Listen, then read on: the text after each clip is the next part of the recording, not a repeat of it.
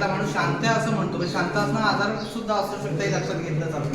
तो चिडचिड आहे म्हणतो, पण चिडचिड आहे सुद्धा त्याचा काहीतरी मानसिक आजार असू शकतो. संशय हा आजार असू शकतो, त्याच्यावर आपण विचार करत नाही. सुदृढता महत्वाची आहे, शारीरिक आहे, मानसिक आहे, आर्थिक आहे, बौद्धिक आहे, लैंगिक सुदृढता आहे. ज्यासाठी विवाह संस्था निर्माण झाली त्याच्यावरच म्हणूनच आपण बोलत नसतो. आणि त्यातून अनेक घटस्फोटांचं सगळ्यात मोठं कारण हे लैंगिकतेशी निगडीत आहे, हे सुद्धा आपल्याला पुढे येत असतो. परिपूर्ण माहिती असणं एकमेकाची गरजेचं आहे, ती सुद्धा आपण आपापसात फक्त आपले नातेवाईक सांगतात, मित्रमंडळ सांगतात आणि त्याच्यावर आधारित ती असते. विचारसरणी आता फार महत्त्वाची झालेली आहे, ती राजकीय आहे, सामाजिक आहे, जात धर्मविषयीचे, आध्यात्मिक असेल. कारण आता प्रत्येकजण विचार करतोय, मुली सुद्धा शिकलेले आहेत, भविष्यातली स्वप्न माहीत पाहिजे.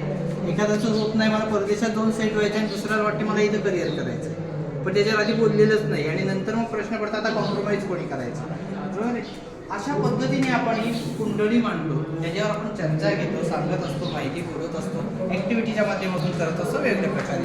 हा आपला उपक्रम जोडीदाराची वेगळी निवड होत असतात हे आपल्याला मान्य नसतं. का असं वाटतं आता कुठे राहिले की आदिवासींमध्येच होतं, तर आदिवासींमध्ये वगैरे नाही होत ना, हे शिक्षित समाजात होतात. म्हणजे मला मूल पाहिजे ते होत नाही म्हणून मी दुसऱ्या बाळाचा जीव घेत असतो, मला अगोदर विद्या पाहिजे, मला आणखीन काहीतरी पाहिजे, हे अजूनही आपल्याकडे चालतं, फक्त ते लक्षात येत नाही.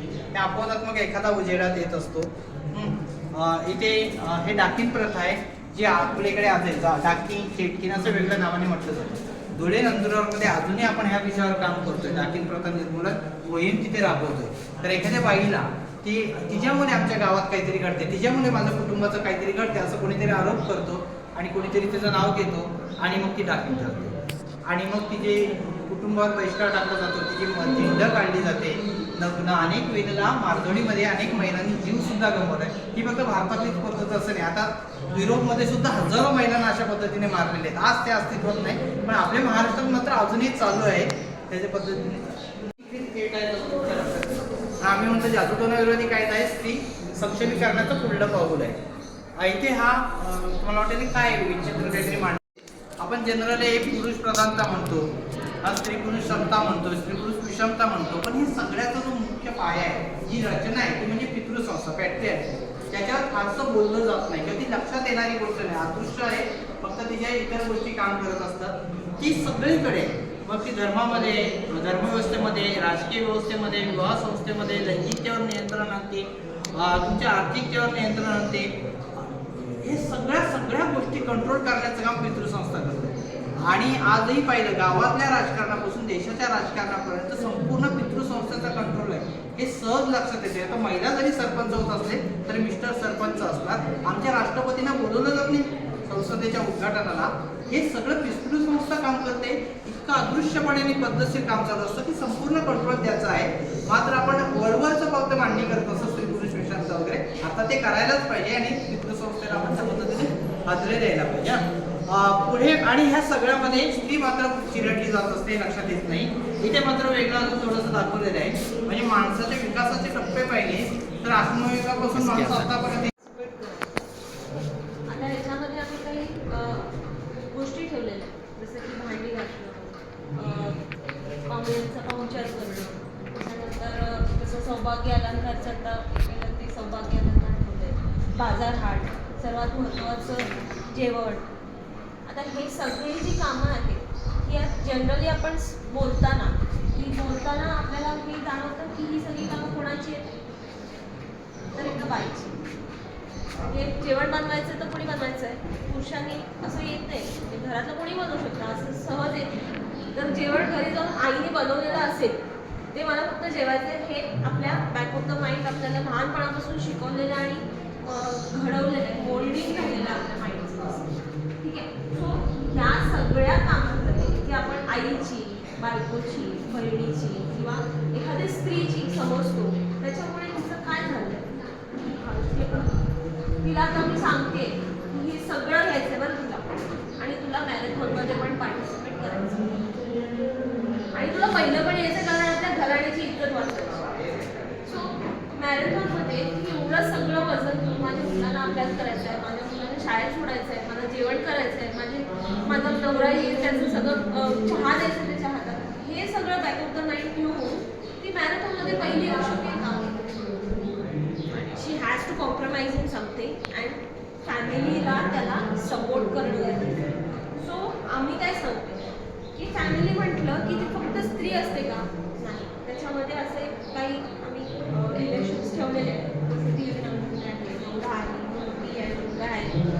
सासू सासरे असतात, तर आपण हे कुटुंब एक टिपिकल आपण एक कुटुंब समजून चालू, त्याच्यातनं आपण या सगळ्यांना काही कामं वाटून देणार.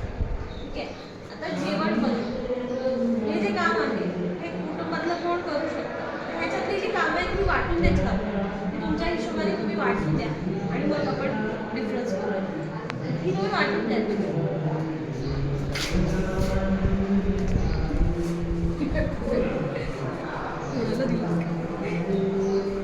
बाकी अलंकार मुलगीला दिले.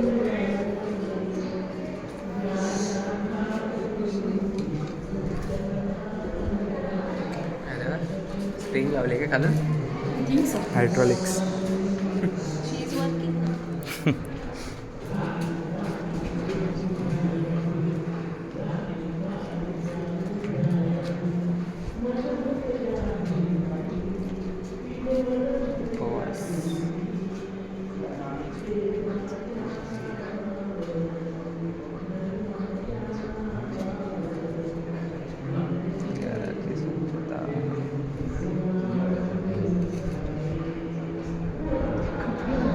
काय राहिले सासरे जायला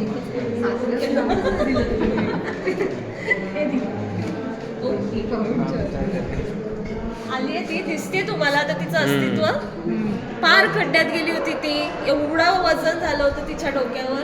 ती आता वर आली आहे आणि काय झाली आहे, आणि तिला काम मोकळी झाली. नाही मग तिला ते काय मॅरेथॉनला तिला आपण जाणार. काम देऊ शकतो. ती फक्त मॅरेथॉनलाच जाणार नाही, तिलाही आपण काम देऊ शकतो. मग तिला याच्यात बघा, काहीच काम मी नाहीये, आता एक- सगळं देऊन टाकायचं. त्याच्यातला चॉईस आहे तिला. हा, What she wants to do. Exactly. Yes. मला आता काय म्हणायचं आहे, आता मॅमनी आय डोंट थिंक की तुम्ही असं थॉट देऊन केलं असेल, पण सौभाग्य आलं. व्हॉट आर यू डुईंग, एका बाईकडून दुसऱ्या बाईकडे मी ट्रान्सफर केलेलं आहे. So the chain continue. मी एका बाईकडून बाईकडेच दिलं. Is it necessary, can it be my choice to have it or no. म्हणजे आज आपण फॅशन करताना आपण म्हणतो वन पीस घातलाय But isn't it मी useful नाही. to them only? It has to be useful also. Useful म्हणजे आता बघा, मी आता जनरली फॅशनच्या ह्याच्यामध्ये जाऊन कन्वर्स करते, संस्कृतीला थोडं बाजूला ठेवलं की मी आज फॅशन मी वन पीस घातला तर मुलगी काय कन्सिडर करते की मी एक छोटंसं इथे ना काळामणी, फक्त एकच काळामणी शास्त्रापुरता असलेला एक घालेल. तिच्या सासूने तिला सांगितलं की आपली संस्कृती आहे, तू गंथनच घातलं पाहिजे.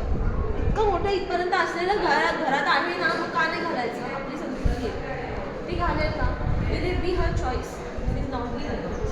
इन दॅट केस आपण फॅमिली म्हणून आपण ते एक्सेप्ट केलंय की चल तू घातलायस तर वन पीस तर यू वेअर इट, बट छोटं घातलंस तरी आम्ही कन्सिडर्ड आहोत त्यामुळे. मग ती दिलेली आपण चॉईस आहे. आणि संस्कृतीला काय केलं आपण, सोयीनुसार बदल. मग हा बदल होऊ शकतो की नाही, हा बदलही होऊ शकतो.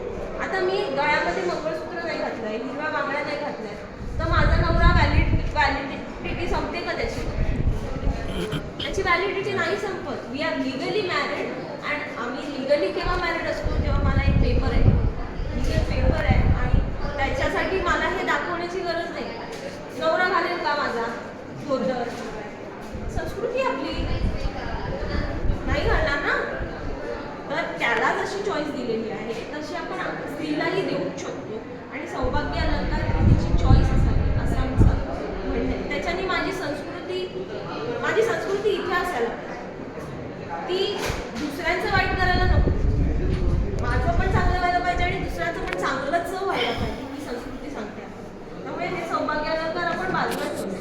तर आता झालं गोष्ट तुम्ही जी केली की हिला काय काम आहे की नाही, ही सगळी कामं ही करूच शकते, पण हेही करू शकतात हे आपण शिकवलं पाहिजे की माझं घर हे फक्त माझ्या एकटीचं नाही आहे, आपण जर कुटुंब आहे. आणि आता ही सगळी कामं हिच्या डोक्यावर असताना ही काम करू नव्हती शकत. समजा ही दोन कामं मी हिच्या मॅडम, जे डोक्यावर तुम्ही ठेवली. सांगताय ना, वी ऑल नो, म्हणजे ते कसं आहे ना, कळतंय पण वळत नाही असं पण आहे. हां, Everybody knows. त्याच्यामध्ये चूक आहे. असं पण नाही पण करत हे ना की एवढा सोशल चेंज यायला खूप काळ लागतो. हिच्यावरचा भार संस्कारांचा जो पगडा आहे ना वर्षोनवर्षांचा, की म्हटलं ना आजी आत्या अवघड आहे मावशी, असं. it will take take time. पण आताची जनरेशन आत्ताची जनरेशन पण आत्ताची जनरेशन येईपर्यंत आता 20 years you have to wait. We are throwing against आताची जनरेशन Against current. हल्ली काम मुलांना सांभाळतात बऱ्यापैकी ते आता सोसायटी ऍक्सेप्टन्स वाढलाय सगळ्या बाबतीत पण it will take some time.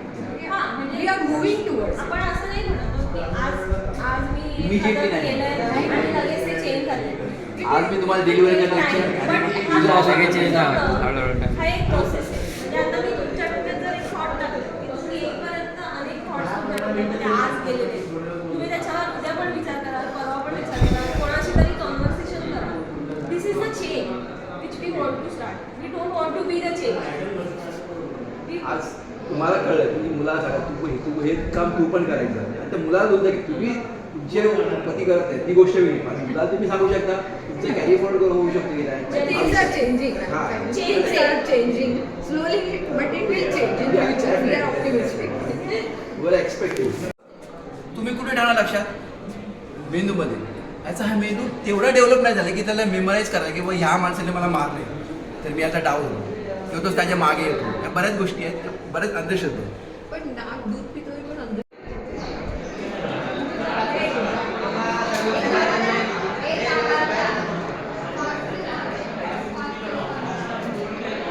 कर्तव्य दिले ते इंडिव्हिज्युअल बेसिसवरती आपण किमान कर्तव्याची ते पूर्ती करू शकणार आहोत. I am disagree with this.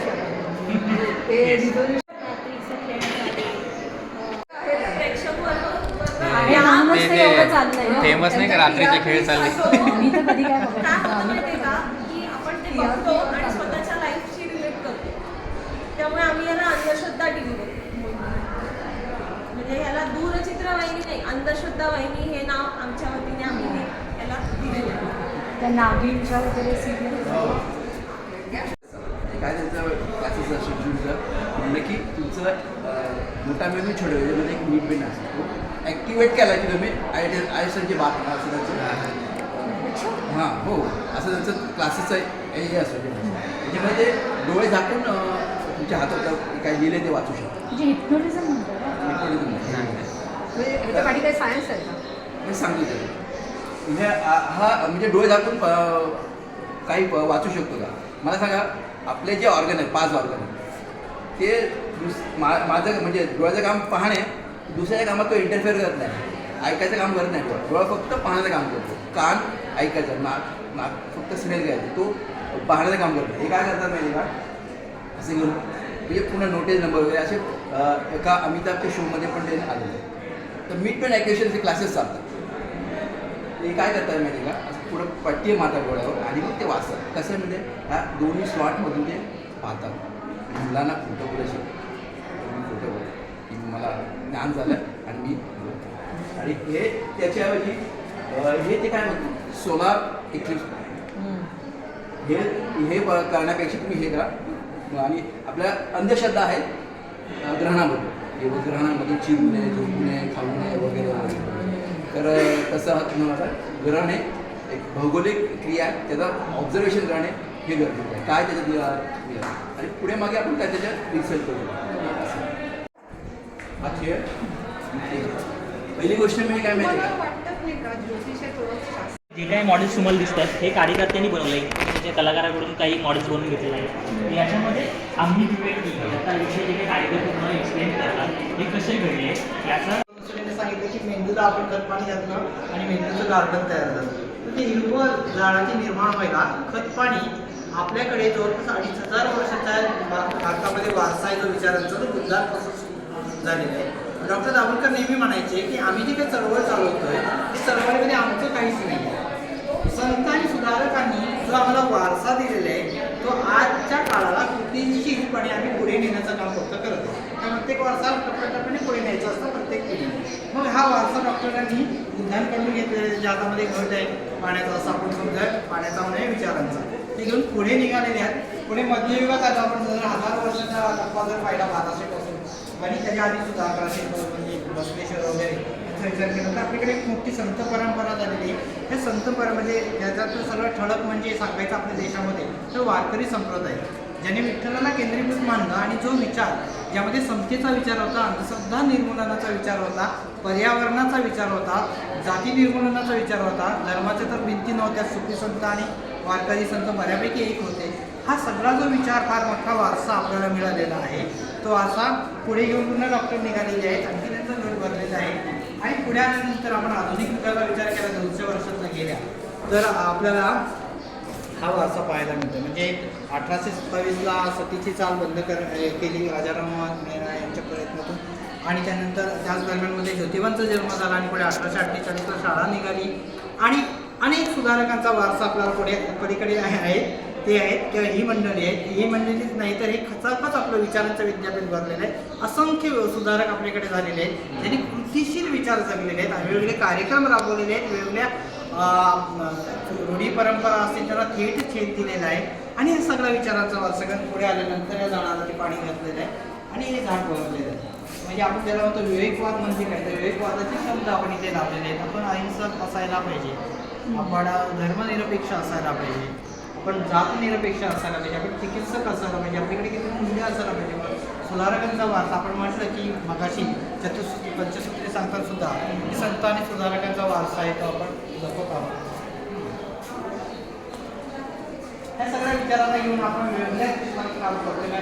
बुवाबाजी एक आहे, पण मानसिक आरोग्य आपण मानसपुत्र म्हणून काम करतोय, आपण सर्पविज्ञानावर काम करतोय, आपण सणाचा विधायक पर्याय कुठल्याही सणाला आपण नाकारत नाही. सण चुकीचा आहे, करायचं नाही असं नाही, फक्त तरी विधायक पर्याय असायला पाहिजे.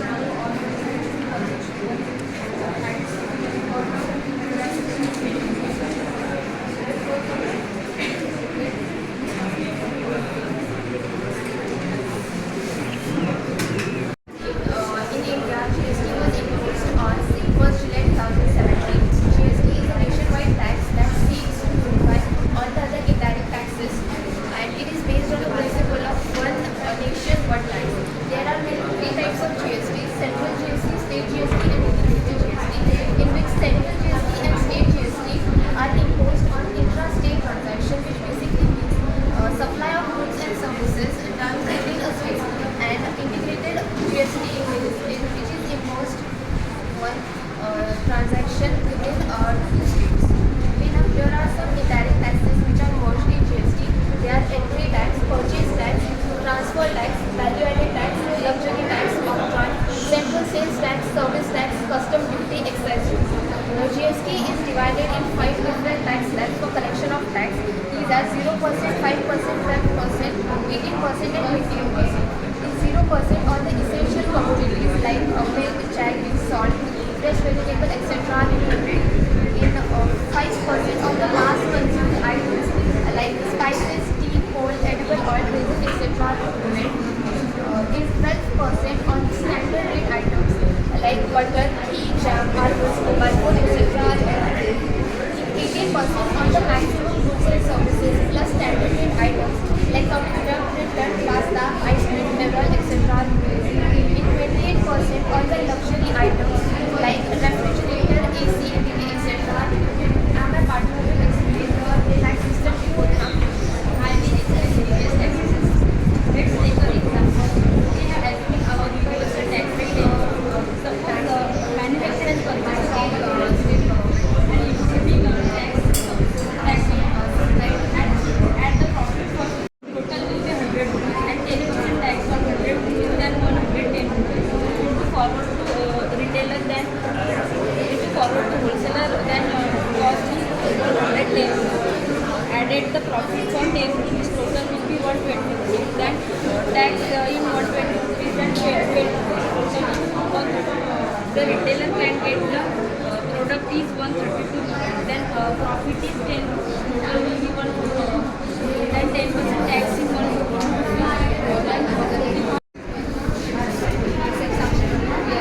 Today we are presenting the model of functions of management. To understand the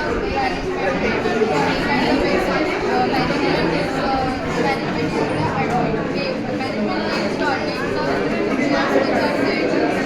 achieve the